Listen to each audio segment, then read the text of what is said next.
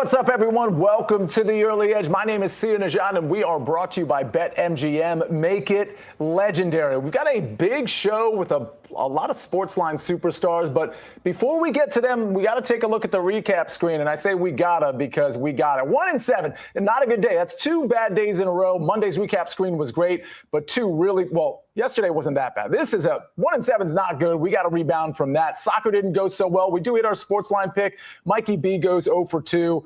Well, we got Mikey B back, so we're going to let Mikey B rebound, but we've also got Mike McClure, Larry Hartstein, Zack Cimini. This is the team to bounce back with. I don't know where to start. So, Larry, I'm going to start with you because I do believe when it comes to the Super Bowl and players practicing and just getting some news on injuries, I do believe this is day 1 of that, correct? Yeah, first official on-field practices for both teams. But I guess since this is betting show, let's talk about the biggest betting angle so far, which seems to be Drake May rushing yards. Started in the high 20s on some books. Now we're talking 35 to 38.5 in the market. So how high is this going to go? Obviously, he's been the best weapon for this offense in the playoffs as him getting out of the pocket and running. But I think Mike McDonald is aware of that and may have a plan. But quickly, we got to check on Drake May today. Going to be limited probably with his shoulder injury. If you watch the highlight of Hufanga slamming him to the ground, that appears to be where that came from. But also both linebackers, Spillane for the Patriots, who left with an ankle, and Ernest Jones for the Seahawks, also dealing with a chest injury. Those are 2 key guys, the leading tacklers, the focal points of the defense. So we got to see their status today, and we'll get some more info today.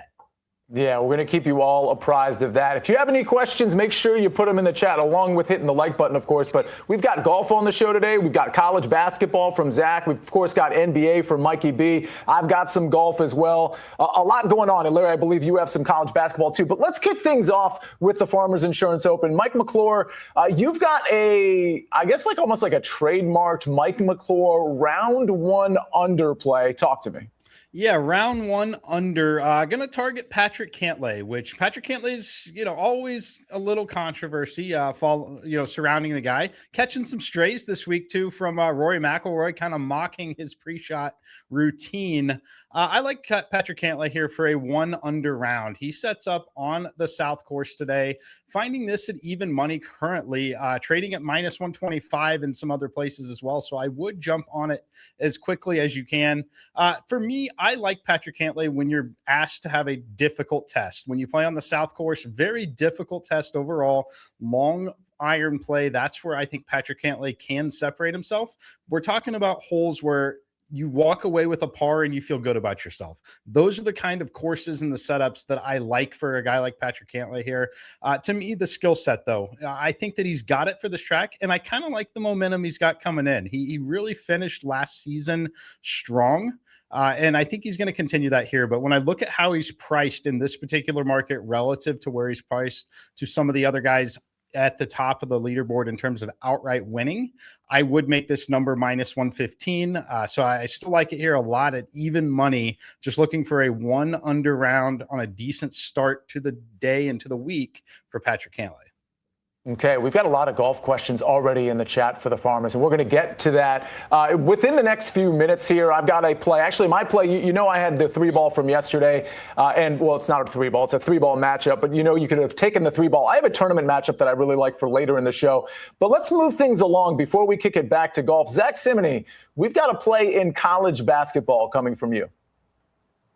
Yes, I do. I had to bring up college basketball play today. No more team total, so I got up early to assess the board. I'm going to go with UC Davis in the Big West plus the 1.5 against Cal State Northridge. You look at Northridge, they're coming off a road loss against Hawaii, and you examine the Big West, there's only one school that does not play in the state of California, and that is Hawaii. So that road game tends to give teams a difficulty in their next matchup. I'm looking for that with Cal State Northridge. UC Davis had a 4-game homestand, their longest homestand of the season. They won 3 out of 4 games, and they had their first Big West win of the season against Cal State Northridge. I was on UC Davis for that one. They won 89-80, and Cal State Northridge is a team you have to devalue based on their free throws. They shot themselves in the foot in that game, shot 68%, and they're one of the worst shooting free throw teams in all of college basketball, 342nd. I'm looking for UC Davis to cash tonight in the Big West, plus the 1.5. All right, we're taking UC Davis plus 1.5 at minus 105. Let's get to some questions. Mikey B, I know you've got some NBA plays today, but there's a question from Will Likes. Keyshawn George, over 11.5 rebounds and assists. Any thoughts there? Yeah, I do like that. He's been productive in both departments this season, and the Wizards are playing the train wreck right now that is the Milwaukee Bucks. So, yeah, I do like that. All right, we like that. If you have any more basketball questions, get them in there. Mike, I want to go back to you real quick. A lot of people asking about Brooks Koepka. Do you have a take on Brooks? Somebody, for example, Mark is saying Koepka top 30. Any thoughts there? I would not play it. I tried to get in positions on Brooks to miss the cut. That's kind of where I would be looking this week. I'll be looking to back him maybe in Phoenix in some of those markets, but this particular event, first one back, I would not be backing Koepka in anything other than a miscut market. And then quickly on the Cantlay, you're seeing minus 125. Perfect work, Ben. Be careful when you look at these. These are set up exactly the opposite in the inverse of normal markets. And what I mean by that is when it's presented to you on a sports book, we're taking the under, which is the equivalent of an over. It's the equivalent of performing well in a lot of other sports. So the unders are listed on top, the overs are listed on bottom, which is very confusing to people because it's backwards of what normal. So minus 125 is on the over 71.5, but it's positioned where an under would normally be. Basically tricking your brain there. The under 71.5 for Cantlay is still even money plus 100. So make sure you're reading it correctly and not looking at it like a basketball game, football game, because they are truly reversed and flipped in the way that they're presented. It's a good clarification from you. Good question from Christy Oreo. And Mike, let me just clarify in case people were just not fully tuned in. The bet that you have for the show is Patrick Cantlay, and it's the under in terms of his round under. Yes, under 71.5. We need Cantlay to shoot -1 or better. If you're watching the tournament, you're rooting for a round of -1 or better. I do know there were some questions, too, about Max Homa. So if you watched the early wedge this week with Patrick, Jason, and EC, I wasn't on that show, but I did give out I think it was like a plus 740 finishing position parlay. And the reason I bring that up is because people are asking about Max Homa top 20 at plus 230. I don't mind that. I have Max Homa as an outright. I do think Max Homa, the confidence isn't quite there, but I do think it could come back on of all courses, Torrey Pines. With that said, that finishing position parlay did have Max Homa in it, but it had Max Homa in the top 40, and it had Day and Pendrith in the top 30. So again, you could make that over at DK. It was two of those guys inside the top 30 and Max Homa inside the top 40. But I don't mind any of those three guys in the top 20 or top 30 market. So I did want to put that out there. I didn't have any official finishing position plays when it came to that market, but I do like those three guys in this tournament. I have them all as an outright. Let's talk about BetMGM odds boosts. How about that? We got the farmers. We are like really in full swing here with the WM Phoenix Open starting next week. BetMGM players will receive a golf odds boost today. Just make a bet on any golf wager to activate the boost. If you win, you'll receive extra winnings and unrestricted bonus dollars only at BetMGM. We got a SportsLine pick. It's the Detroit Red Wings minus 118. That one from two people at SportsLine, Matt Severance and Jeff Hockman. Again, Red Wings money line minus 118. All right, we got to get to my golf pick. Mikey B, we're going to get to your NBA picks next. And Larry, you've got a college basketball pick as well. It's coming up right after this message from our partners. When you need your sports news all the time, we've got breaking news to bring to you. CBS Sports HQ gives you a snapshot of all the sports that matter to you. When you need your sports in a snap, find it on CBS Sports HQ, streaming free anywhere you are. We're back on the Early Edge, brought to you by BetMGM. And Mikey B, you've already answered a couple questions. We've got more NBA questions in the chat, but you've got two official plays for us. I do. And guys, if you don't love Bulls Heat in the play-in tournament every year, I'm sorry, you're going to have to watch them play each other 3 times in the next 4 days. So if we're going to be stuck watching this, we're going to bet it. So I got both player props from that game tonight. First, we're going to do Ayo Dosunmu over 13.5 points at minus 114. Trey Jones continues to be out for the Bulls. That's helped Dosunmu score at least 19 points in 2 of the last 3 games since Jones went down. Now, Josh Giddey and Kobe White are both expected to play in this game. It's the second game of a back-to-back set, and they both played yesterday. However, I don't think either of them, is going to play much more than 30 minutes at most. So I think we see Dosunmu play around at least 25 minutes in a matchup between 2 teams that are in the top 5 in the league in pace of play. Also, Dosunmu loves to attack the paint, and the Heat have allowed the 6th most points in the paint per game. He had 23 points against them earlier this season, so I like him to come away with at least 14 points in this one. And then we're going to do one on the other side. We're going to do Pelle Larsson over 7.5 rebounds and assists at plus 111. Now, Tyler Hero and Davion Mitchell are both not practicing in full, so I don't expect them to play in this game. That should be more playing time for Larsson. Their recent absences has helped him combine for at least 8 rebounds and assists in 5 of the last 6 games. Great matchup here against the Bulls, who allow the 5th most assists per game in the league. Earlier this season, he had 2 rebounds and 7 assists against them in 26 minutes. So at plus odds here, Sia, I like taking a chance on this over. All right, let's talk about some NBA questions that are just rolling in from the chat. Again, hit the like button if you haven't already. Anthony Edwards, over 2.5 threes at minus 140. Any thoughts there, Mikey B? It's a lot of juice. I don't mind it. He chucks up a lot of threes. They are playing the Thunder, so it's not a great matchup. But I don't know. I think there's other bets, Sia. I don't know if I'd pay 140 on that. That seems I hear you on that. How about Ryan Rollins under 28.5 points and assists at minus 110? Yeah, I would lean to the over on that simply because they're playing the Wizards and there's no Giannis and there's no Kevin Porter Jr. So it's basically Ryan Rollins, Bobby Portis, and the awful signing that was Miles Turner to run the Bucks from here on out. You'll get some Kyle Kuzma, ugly threes mixed in there, but I would take that over for Ryan Rollins. Mikey B, do you think Giannis is getting traded soon, and do you know where the destination might be? Sure. So I think there's 2 groups here. There's the groups that have the assets to get Giannis, but maybe are not desired to do it, like the Spurs and the Thunder. Then there's the teams that are desperate to get him, but probably don't have the assets, like the Warriors and the Knicks.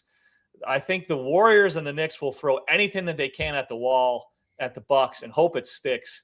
The Butler thing they could ship to the Bucks, and then maybe he gets traded again next year when he gets healthy so they can get multiple picks. I think the Knicks are the team to watch simply because they'll probably do anything and everything to get him. Towns would be included in that trade, maybe Anunoby as well, and then whatever limited first-round picks they have. And then you see if maybe the Bucks move those Towns and Anunoby to another team to get even more picks. So I'd keep your eye on the Knicks. And I'll tell you, Sia, not saying this as a Bulls fan, the Knicks should have never fired Tom Thibodeau. They miss him a lot. I actually agree with that. Larry, let's go back to college basketball. And again, let your questions fly in the chat and we'll try to get them answered. Larry, we had a UC Davis pick earlier from Zach, and now we've got a UC Irvine. Talk to me. Yeah, it must be Big West Thursday here on the early edge. I'm going to the premier game in that conference. It's going to be on ESPNU. It's going to be on at 11 p.m. Eastern, and I'm expecting a very good atmosphere in Irvine for the Anteaters. They're hosting the Hawaii Rainbow Warriors, both teams 7-2 on top of the conference. And Zach already talked about the travel situation in the Big West. Well, it also affects Hawaii. The last 2 times that they have played a road game against 2 of the other top teams in the Big West, they've lost by double digits. So now they're playing Irvine. They won by 1. This was 3 weeks ago. They had a buzzer beater at the foul line. It was a great game, 67-66. They went nuts. They celebrated like crazy. It was their biggest crowd all season. So this is a nice payback spot for UC Irvine. UC Irvine has not been home in 3 weeks. They've been on the road. They're elite defensively. Both teams are very good defensively. This line opened with Hawaii as a 1.5-point favorite. It has flipped to Irvine as 1.5 too. Just play it on the money line because it will be a tight game. But I just think at home, this defense is so good. They have a 6'10" guy, Kyle Evans, who is leading the nation in blocks for UC Irvine. I think they get it done at home in a payback spot. All right, we've got a lot of questions to get to in the chat, including Australian Open. Mike, you might have seen the Alcaraz-Zverev question. But before we get there, let me just give out my golf play so I don't forget. It is a 72-hole matchup. Normally, I'm bringing you like yet another round matchup on a day like this. I've got one pending. I'm going to wait to see how round one goes, and then I'll bring one for BPE Friday tomorrow. I've got a 72-hole matchup. I don't know if you can find this everywhere. I know you can find it over at DK. It is Ryan Gerard minus 118, Jeff Stenberg earmuffs over Michael Thorbjornsen. I really like this play. I love how Ryan Gerard has been playing, and I do think, obviously, Ryan Gerard's going to regress. I mean, he kind of has to unless he's going to win this tournament because he's had back-to-back second-place finishes. Granted, one of those on the Euro Tour, but this guy's been absolutely on fire. What I love about Gerard is that he's got the entire game. Thorbjornsen hits it a little further than Ryan Gerard, but Ryan Gerard by no means is a short hitter. And Ryan Gerard, where he has the lead and takes the lead over Michael Thorbjornsen, outside of the obvious, where his finishing positions have been way better. But from a strokes gain standpoint, his short game is better. I mean, his putter can absolutely go away, but the last few tournaments, his putter has been good. And the around the green play, which is definitely going to be a factor here, is just better when it comes to Ryan Gerard over Michael Thorbjornsen. I think Michael Thorbjornsen still needs some time, and I'm not 100% sure Torrey Pines is the course for him. Gerard has some good course experience here, has the better strokes gain metrics, and certainly has the better recent history. I'm actually surprised this is minus 118. I wouldn't have shocked me if this was minus 135. I'll absolutely take the minus 118 in this 72-hole Farmers matchup. This tournament doesn't start for another couple of hours. It starts right around noon, so you've got plenty of time to get your bets in, and I know we have more questions. But, Mike, Australian Open, do you see that question, Zverev versus Alcaraz? It looked like somebody was asking whether Zverev catches a set in that one. Yeah, that one's tough. I mean, both of them. It's kind of crazy to get to the semi and see such lopsided markets, right? So you talk about Alcaraz here is a minus 720 favorite, and he is that's the closer match of the two between the guys left. So I think it's an absolute collision course for Alcaraz and Sinner. I think that both of them are highly motivated to get through this match as quickly as possible. In other situations, I've seen Carlos be a little more willing to prolong the match. I don't know that it happens here. I'm trying to find the actual number on him winning. So it'd be around minus 140 for Zverev to win a set. I'm not going to play it personally. I'd be more interested in a games handicap than sets. All right. Jay Long wants to know, Zach, I'm going to kick this one over to you. Illinois tonight at 9 o'clock. They're at home against Washington, and they're laying 12.5 points at minus 115. Any thoughts? That's a huge number. I would stay away. I think there's better plays on the board. This is one of the bigger Thursday boards I've seen in a while in college basketball. So, you know me, I'm not really one to gravitate towards the marquee teams. I know they just beat Purdue recently, but that number seems awfully high to me. It does feel a little high. Ron Moore, Mike McClure wants to know if you've run any numbers on any college basketball teams and whether your model or whether you have any leans today. I have not run college basketball yet today, unfortunately, but coming soon. All right. Any thoughts? This is from Noah Stuntebeck. He says, any thoughts on the three ball, the group, Ludwig, Mike, Max Homa, and Brooks Koepka? So I like Max Homa in this tournament. How do you factor in the narrative that all eyes are going to be on Brooks Koepka? Honestly, as a Max Homa backer, I don't really like that he's in the Brooks Koepka group. I know your model doesn't necessarily account for that, but do you look at that at all when a big star, like this is a kind of unprecedented, coming back from LIV, a big star like Brooks Koepka, how do you factor that in with his group? Yeah, no, I think it matters a lot. I actually think that's one of the I won't call it hidden edges, but definitely an edge is looking at correlations with playing partners. You saw it a lot, and probably a lot more when you saw guys play with Tiger Woods, for example.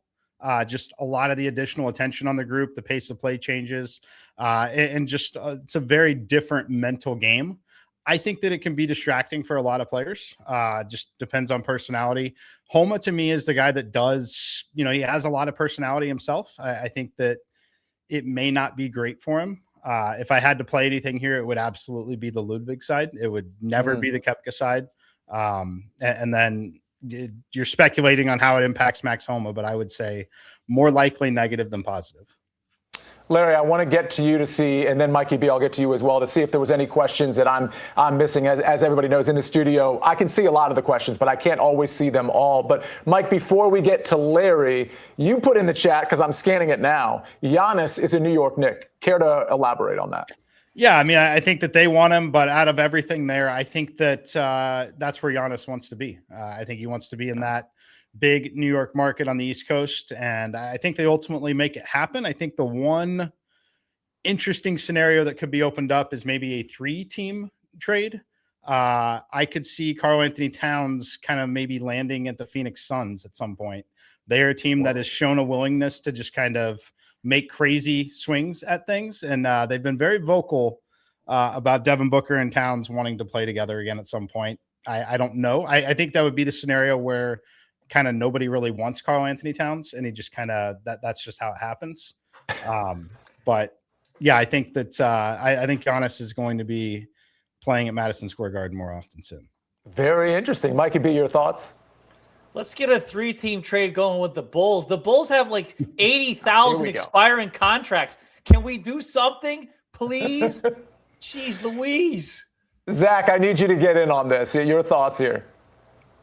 Well, that Karl-Anthony Towns of the Phoenix Suns sounds amazing to me. But no, I do think he ends up in New York. Giannis, this Knicks team, when they've wanted to make moves, they've made it happen. They made Mikal Bridges come over to play with Jalen Brunson. They brought in Josh Hart, traded away Dante DiVincenzo. So they're always making moves. This is going to happen. Larry, anything I missed in the chat directed your way or SportsLine's way? And you opened the show talking football, and there was a question, or I guess really a comment from Philip Terrassis saying, what do we think about Sam Darnold's Super Bowl MVP at plus 130?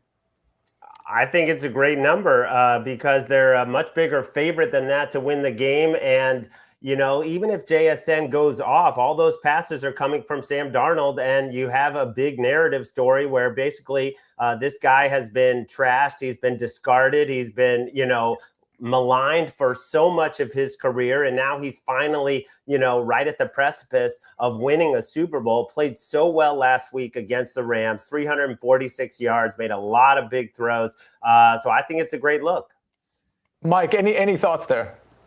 Yeah, I think it's definitely Darnold's award to get there. I think JSN would need at least 2 touchdowns and the team only scoring 2 or 3.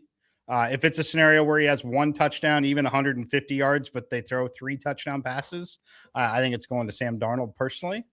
So if you're looking at JSN and wanting to back that plus 500, I would consider something like Seattle money line, JSN over on yards, JSN anytime touchdown, going to get you very close to that number. And I think that'd be a better way to play it than backing him there, because I don't see the scenario. First of all, they've got to win. To have him get MVP, he needs 100 yards and a touchdown, in my opinion. The over is 93.5 currently. So I'd much rather stack up a JSN ticket that way, knowing that those are all basically the criteria to win the award. Larry, you're the defensive props guy, and Jen is saying, hey, what about a Seahawks defender? Listen, these always look great because the numbers are always good, but it does feel like it comes down to the quarterback or somebody like a JSN who explodes for 135 and 2 touchdowns or something. Yeah, it's been 10 years since we had Von Miller take home the MVP, but it could happen. I think Jeff Hockman had a stat that the teams with this kind of defensive DVOA have always had a defensive touchdown in the Super Bowl. It's going to take, a couple sacks, a sack fumble, pick six, that kind of thing from a defensive player to get it done. But it could happen. We've seen Drake May have ball security issues. We've seen this Patriots offensive line have some issues. So I think that is a possibility, but I'd much rather have Darnold. Yeah. M. Baller saying Seattle defense anytime touchdown is plus 380. Certainly an interesting number. All right, before Mikey B, give me whatever thought you just had, and then I've got a question for you from the chat. Well, this is from Wes Roberts. He says his 5-month-old is costing him diapers, and he needs a Pampers parlay. Well, here we are. Wes, I'm here for you, and I got one for you. I am going to make everyone watch Bulls Heat tonight. You don't have a choice. Okay, you don't. So you're going to take the Ayo Dosunmu over 13.5 points, and you're going to combine it with Jalen Smith to score at least 10 points, which he's done regularly as the Bulls give him more minutes. That's plus 169. We only got 2 legs. We still get plus 169, Wes. Hopefully this will help you with your diaper situation. Mike McClure, did you have something? I just find it fitting that the parent company to Pampers is Procter and Gamble, and we're talking Pampers parlays here. How is this not a sponsorship opportunity? I can't believe. Come on, you know, Procter and Gamble. Where are you? On the Fat Babies picture, they don't want that image tied to their product. My head on the Fat Baby. We can't do that anymore. No more Baby Huey, Ben. You can't do it. Mikey B, correct me if I'm wrong. You're on BPE Friday tomorrow. Yes, yes. We need the chat to come alive to all the chat needs to do is ask for a Pampers parlay. Mikey B, would you be willing to come to the show with maybe some sort of Pampers parlay? Yeah, we can call it a Pampers parlay. There's no more snow in the forecast. Maybe it's salt for your driveway because it's going to be cold and there's a lot of ice. So we call it whatever you want. I'll come with one tomorrow in addition to my regular picks. Hey, speak for yourself. Oh, sorry, Mike. I think we're getting a bomb cyclone here on the East Coast. That's what they're talking about. I'm not even sure what that is, but what is that? I think it's just another frightening word for another storm. Oh, is that wind? Is it just wind? It's like that goes in a circle. I think it comes with everything: snow, ice, hail. Everything. All right. All right, I think that'll do it for now. We're gonna have a great BPE Friday tomorrow. I'll be in studio again. We're gonna have a fun opening to the show. Just trust me on that one. And then, of course, we're gonna have a Pampers parlay. We've got the great Friday cast as usual. So definitely make sure you tune in tomorrow at 10 o'clock. Let's take a look at the recap screen and get everybody out of here.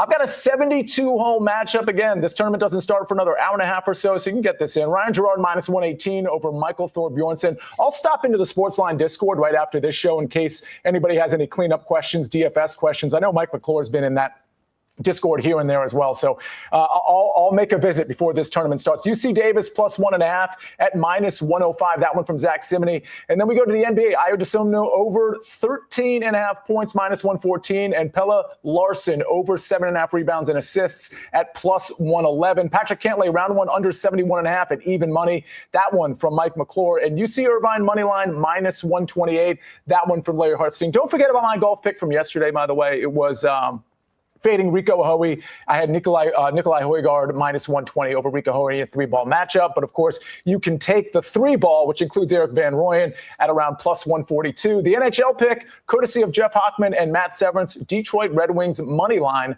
minus 118. What a great show. What an informative show. We included some Super Bowl talk, got a lot of NBA college basketball in, some tennis, and, of course, some PGA as well. Get here tomorrow at 10 o'clock for BPE Friday. It's going to be a great show as usual. Until then, we rest our case.